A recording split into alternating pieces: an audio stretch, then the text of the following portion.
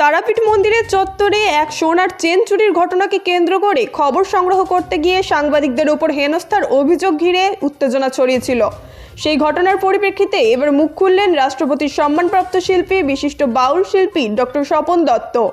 সাংবাদিক নিগ্রহের ঘটনার খবর পাওয়ার পর বিনা পারিশ্রমিকে নিঃস্বার্থভাবে সমাজ চেতনায় নিয়োজিত এই প্রতিবাদী শিল্পী নিজে ছুটে আসেন তারাপীঠে।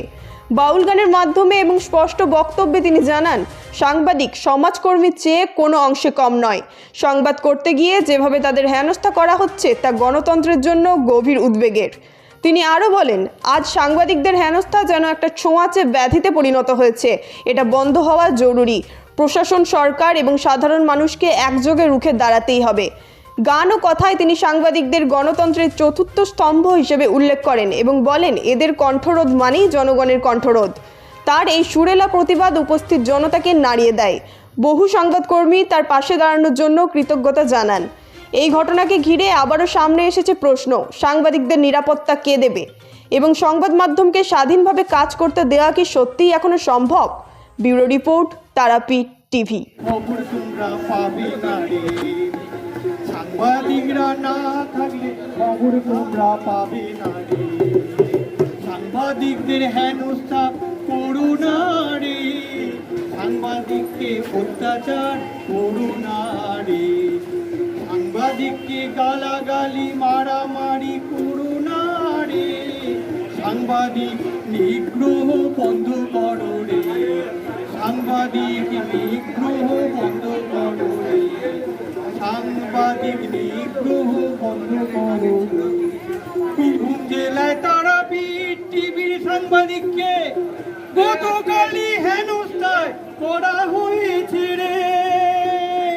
এই মন্দির চত্বরের পথে পথে রে খবর করতে গেছে বলে তারাপীঠ টিভির প্রতিনিধিদের খবর করতে গেছে বলে তারাপীঠ টিভির প্রতিনিধিদের হেনস্থা করেছে রে।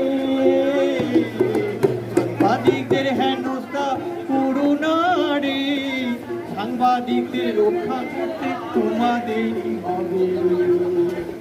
জনগণের সরকার সচেতন হও রে, সাংবাদিকদের রক্ষা না করলে তোমরা খবর কোথা থেকে পাবে রে?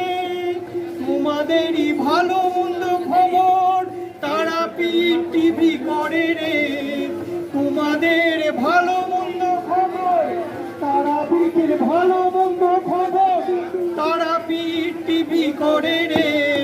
তারাপীঠ টিভির সাংবাদিকদের হেনস্থা কেন তোমরা করলে রে?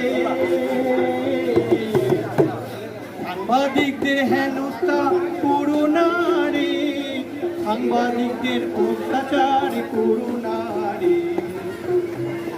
বীরভূম জেলার সকল সাংবাদিককে রক্ষা করতে হবে ওগো জনগণ তোমাদেরকে।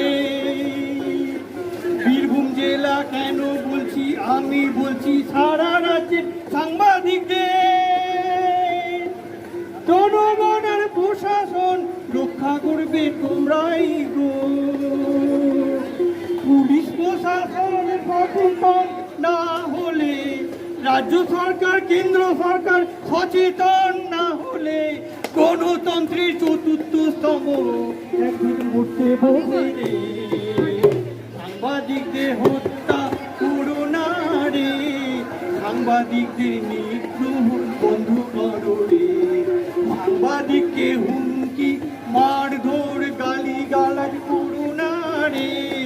সাংবাদিক যে সমাজকর্মী তোমায় জানতে হবে রে, সাংবাদিক যে সমাজকর্মী তোমায় জানতে হবে রে, সাংবাদিক যে একজন সমাজকর্মী তোমাদের জানতে হবে রে।